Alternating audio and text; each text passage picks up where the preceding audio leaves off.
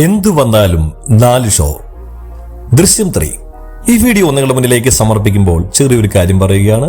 മറ്റൊന്നുമല്ല, നമ്മുടെ ചാനൽ നിങ്ങൾ ഇതുവരെ സബ്സ്ക്രൈബ് ചെയ്യാതെയാണ് കാണുന്നെങ്കിൽ ദയവ് ചെയ്ത് ചാനൽ ഒന്ന് സബ്സ്ക്രൈബ് ചെയ്യുന്ന കാര്യം പരിഗണിക്കണേ. കൂടാതെ നോട്ടിഫിക്കേഷന്റെ ബെൽ ബട്ടൺ കൂടി അമർത്തുന്ന കാര്യം കൂടി പരിഗണിക്കണം. എന്തു വന്നാലും 4 ഷോ ദൃശ്യം 3 എന്ന ചിത്രത്തെക്കുറിച്ചുള്ള ഏറ്റവും പുതിയ അപ്ഡേറ്റുകൾ കേൾക്കാൻ എല്ലാ ആരാധകരും വലിയ ആവേശത്തോടെയാണ് ഇരിക്കുന്നത്. പ്രത്യേകിച്ച് ലാലേട്ടന്റെ ആരാധകർ. മാത്രമല്ല, ദൃശ്യം സിനിമയ്ക്ക് തന്നെ, ആ ഒരു ഫ്രാഞ്ചൈസിക്ക് തന്നെ ഒരുപാട് ആരാധകരുണ്ട്. ദൃശ്യം 3യെ കുറിച്ചുള്ള ഏറ്റവും പുതിയ ഒരു റിപ്പോർട്ട് വന്നിരിക്കുന്നത് ചിത്രത്തിന്റെ തിയേറ്റർ കരാർ പുറത്ത് എത്തി എന്നുള്ള വാർത്തകളാണ്.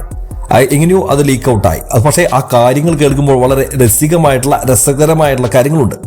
ഹർത്താൽ, ബസ് സമരം, എന്തു വന്നാലും 4 ഷോ ദൃശ്യം 3 തിയേറ്റർ കരാർ പുറത്ത് എന്നുള്ള ഹെഡിങ്ങോടുകൂടി പല ന്യൂസ് മീഡിയകളിലും വന്നുകൊണ്ടിരിക്കുകയാണ്. തിയേറ്റർ ഉടമകളുമായിട്ടുള്ള വളരെയധികം ബന്ധപ്പെട്ട ചില കരാറുകളുടെ വിവരങ്ങൾ പുറത്തു വന്നിരിക്കുന്നു എന്നുള്ളതാണ് ഇതിന്റെ ഏറ്റവും വലിയ വസ്തുത. തിയേറ്റർ ഉടമകളുമായിട്ടുള്ള ആശീർവാദ് സിനിമാസിന്റെ ദൃശ്യം 3 കരാർ പുറത്ത്. മലയാളത്തിലെ ഏറ്റവും വലിയ റിലീസായി എത്തപ്പെടുന്ന സിനിമയാണ് ദൃശ്യം 3. ആ സിനിമയ്ക്ക് മുന്നിൽ ഇതുവരെ പല നിയമരീതികളും പൊളിച്ചെഴുതിയിട്ടുണ്ട് എന്നുള്ളതാണ് വസ്തുതകൾ. ഏപ്രിൽ 2 തിയേറ്ററുകളിലേക്ക് എത്തുന്ന ഈ ചിത്രത്തിന് ദിവസവും 4 പ്രദർശനങ്ങൾ നടത്താൻ തിയേറ്റർ ഉടമകൾ സമ്മതം മൂളിയെന്നതാണ് കരാറിൽ പറയുന്ന ഏറ്റവും പ്രധാനപ്പെട്ട വസ്തുത. കൂടാതെ ആദ്യ ആഴ്ച വിതരണക്കാരുടെ ഷെയറായി 60% ബോക്സ് ഓഫീസ് റവന്യൂ നൽകാൻ തിയേറ്റർ ഉടമകൾ സമ്മതിച്ചിരിക്കുകയാണ്. രണ്ടാമത്തെ ആഴ്ച ഇത് 55%, മൂന്നാമത്തെ ആഴ്ചയും 4ാമത്തെ ആഴ്ചയും ഇത് 50%മായി നിലനിർത്തും. തിയേറ്ററിൽ ആളുണ്ടായാലും ഇല്ലെങ്കിലും, കളക്ഷൻ കൂടിയാലും കുറവാണെങ്കിലും 4 ആഴ്ചയെങ്കിലും സിനിമ പ്രദർശിപ്പിക്കണം എന്നുള്ളതാണ് മറ്റൊരു വസ്തുത. ഹോൾഡ് ഓവർ, ഹർത്താൽ, ബസ് സമരം തുടങ്ങി എന്തുമാവട്ടെ, ഇതിൽ ഒരു മാറ്റവും പാടില്ല. ഹോൾഡ് ഓവർ, ഹർത്താൽ, ബസ് സമരം തുടങ്ങിയ എന്തുമാവട്ടെ, ഇതിൽ ഒരു മാറ്റവും പാടില്ല. അതും 4 ഷോ പ്രദർശിപ്പിച്ചിരിക്കണമെന്നതും ഉറപ്പുവരുത്തണം. ദൃശ്യം 3 പ്രദർശിപ്പിക്കുന്ന തിയേറ്ററുകൾ 5 ലക്ഷം രൂപയാണ് മുൻകൂറായി നൽകിയിരിക്കുന്നത്. അതേസമയം കേരളത്തിൽ പുലർച്ചെയുള്ള ഫാൻ ഷോ ഉണ്ടായേക്കില്ല എന്നുള്ള റിപ്പോർട്ടുകളും പുറത്തു വരുന്നുണ്ട്. വിദേശത്തുള്ള ഓവർസീസ് വിതരണം ഏറ്റെടുത്തിരിക്കുന്നത് ഫാർസ് ഫിലിംസും RFT എന്റർടൈൻമെന്റ്സും ചേർന്നാണ്. ഏതായാലും ഇതൊരു വലിയ വാർത്ത തന്നെയാണ്. ഗീത്തു ജോസഫിന്റെ സംവിധാനത്തിൽ മോഹൻലാലും മീനയും അതുപോലെ തന്നെ അതിലെ മറ്റു താരങ്ങളെല്ലാം തന്നെ, സർപ്രൈസിംഗ് ആയിട്ടുള്ള ചില താരങ്ങളടക്കം ഈ ചിത്രത്തിൽ അണിനിരക്കുന്നുണ്ടെന്നുള്ള വാർത്തകളാണ് വരുന്നത്. ഏപ്രിൽ 2 ചിത്രത്തിന്റെ റിലീസ് പ്രഖ്യാപിച്ചിരിക്കുന്നത്. ഏതായാലും ഈ ചിത്രത്തിന്റെ വാർത്ത, ഈ ഒരു അപ്ഡേറ്റ് വലിയ രീതിയിൽ തന്നെ സോഷ്യൽ മീഡിയയിൽ ചർച്ചയായി മാറിയിട്ടുണ്ട്. ദൃശ്യം ഒന്നുണ്ടാക്കിയ വലിയ ഓളം എന്താണെന്ന് ഞാൻ പറയാതെ തന്നെ നിങ്ങൾക്ക് അറിയാമല്ലോ. ദൃശ്യം എന്നുള്ളത് ആദ്യം മമ്മൂക്കയിലേക്ക് വന്ന സബ്ജക്റ്റ് ആണെങ്കിലും മമ്മൂക്കയ്ക്ക് അതിനോട് താല്പര്യമില്ലാത്തത് കൊണ്ടോ സമയത്തിന്റെ പ്രശ്നം കൊണ്ടോ മറ്റോ ഈ ചിത്രം വേണ്ടെന്ന് വെക്കുകയും ഒരുപക്ഷെ ആ കാലഘട്ടത്തിൽ അദ്ദേഹം ചെയ്തുകൊണ്ടിരിക്കുന്ന ഫാമിലി ബേസ്ഡ് ആയിട്ടുള്ള ഒരു സിനിമ ആയതുകൊണ്ടായിരിക്കാം അദ്ദേഹം അത് വേണ്ടെന്ന് വെച്ചത്. മാത്രമല്ല, അതിനോട് അനുബന്ധിച്ച് പിന്നീട് വന്ന പുതിയ നിയമം പോലുള്ള സിനിമയും ഏകദേശം ഇത്തരത്തിലുള്ള ഒരു ക്രൈം ഡ്രാമ തന്നെയാണ് പറഞ്ഞു വെക്കുന്നത്. അതുകൊണ്ട് തന്നെ അത് വേണ്ടെന്ന് വെച്ചതായിരിക്കും അദ്ദേഹം. ഏതായാലും ഭാഗ്യം വന്നു വീണത് അക്കാലത്ത് വളരെയധികം സിനിമ പരാജയങ്ങളിൽ കേഴുകയായിരുന്ന ലാലേട്ടനായിരുന്നു. ലാലേട്ടന്റെ വലിയൊരു ഭാഗ്യം തന്നെയായിരുന്നു ദൃശ്യം എന്ന സിനിമ. വൻ തിരിച്ചുവരവാണ് അദ്ദേഹം ആ ചിത്രത്തിലൂടെ നടത്തിയത്. നമുക്കറിയാം, ആ കാലഘട്ടത്തിൽ അത്രയ്ക്ക് ശോഭിക്കാതെ നിന്നിരുന്ന ലാലേട്ടനെ സംബന്ധിച്ചിടത്തോളം ഇതൊരു പിടിവള്ളിയായിരുന്നു. മാത്രമല്ല, അത് മലയാള സിനിമയുടെ തന്നെ ഭാവി ജാതകം കുറിക്കുന്ന ഒരു സിനിമയായി മാറുകയും ചെയ്തു. 50 കോടി എന്നുള്ള നേട്ടം ആദ്യമായിട്ട് മലയാള സിനിമ ഈ ഒരു ചിത്രത്തിലൂടെ നേടിയെന്ന് പറയുമ്പോൾ അതിന്റെ വലിപ്പം എന്താണെന്ന് ഇപ്പോൾ പറഞ്ഞാൽ നമുക്ക് മനസ്സിലാവില്ല. ആ കാലഘട്ടത്തിൽ ഒന്ന് ചിന്തിക്കേണ്ട വിഷയമാണ്.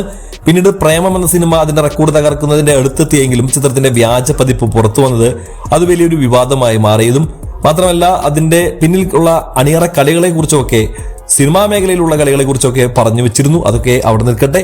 ഏതായാലും ദൃശ്യം എന്നുള്ള ആ ഫ്രാഞ്ചൈസി അങ്ങനെ വലിയൊരു വികസനം പ്രാപിക്കുന്നതാണ് പിന്നീട് നമ്മൾ കണ്ടത്. ദൃശ്യം 2 വന്നു. അതാകട്ടെ OTTയിലാണ് റിലീസായതെങ്കിലും വലിയ പേരും അതുപോലെ തന്നെ നിലവാരം കൂടുതലുള്ളതുകൊണ്ടും അത് അഭിപ്രായങ്ങൾ കൊണ്ടും ഒക്കെ ആ ഒരു സിനിമയ്ക്ക് വലിയ ആളുകളെ നേടിയെടുക്കാൻ, പ്രേക്ഷകർ നേടിയെടുക്കാൻ സാധിച്ചു. മാത്രമല്ല, തെലുങ്കിലും തമിഴിലും ഹിന്ദിയിലുമൊക്കെ ചിത്രത്തിന്റെ 2ാം ഭാഗങ്ങളൊക്കെ വന്നു. പ്രത്യേകിച്ച് കന്നഡയിലും തെലുങ്കിലും ഹിന്ദിയിലും ചിത്രത്തിന്റെ ആ ഭാഗങ്ങൾക്കെല്ലാം വലിയ നേട്ടമുണ്ടാക്കിയെടുക്കാൻ സാധിച്ചു. ഇപ്പോൾ ഈ പറഞ്ഞ എല്ലാ ഭാഷകളിലും 3ാം ഭാഗത്തിനുള്ള അണിയറ പ്രവർത്തനങ്ങൾ കൂടി ആരംഭിച്ചു കഴിഞ്ഞിട്ടുണ്ട്. ഏതായാലും ലാലേട്ടന്റെ സിനിമയായിരിക്കും ആദ്യം എത്തുക. ദൃശ്യം മലയാളം ആദ്യം ഏപ്രിൽ 2 റിലീസായതിനു ശേഷം ബോളിവുഡ് ചിത്രത്തിന്റെ ഷൂട്ടിംഗ് ഇപ്പോൾ നടന്നുകൊണ്ടിരിക്കുകയാണ്. ആ ചിത്രവും ഒക്ടോബർ 2 കൃത്യം ഒരു 8 മാസങ്ങൾക്കപ്പുറം ആ ചിത്രവും റിലീസിന് എത്തുമെന്നുള്ള വാർത്തകൾ കേൾക്കുന്നു.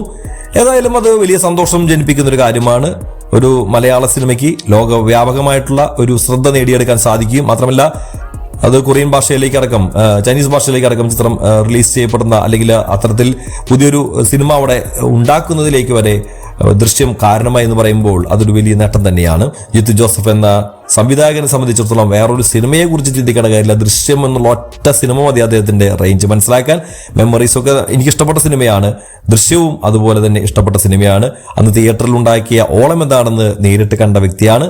തിയേറ്ററിൽ നിന്ന് സിനിമ കണ്ട് ഇറങ്ങുമ്പോഴാണ് 3 ഷോയ്ക്കുള്ള ആളുകൾ തിയേറ്ററിന് പുറത്ത് തടിച്ച് നിൽക്കുന്ന കാഴ്ച. അതിനിടയിലൂടെ നൂഴ്ന്നിറങ്ങുമ്പോണ്ടായ വലിയ ബുദ്ധിമുട്ടുകളൊക്കെ ഇന്നും ഓർമ്മയിൽ ഒരു വലിയ കനകത്തിളക്കത്തോടു കൂടി നിൽക്കുന്ന ഒരു വിഷയമാണ്. ഒരിക്കലും പ്രതീക്ഷിച്ചിട്ടില്ല അത്ര വലിയൊരു ഹിറ്റ് സിനിമയായി മാറും ആ സിനിമയെന്ന്.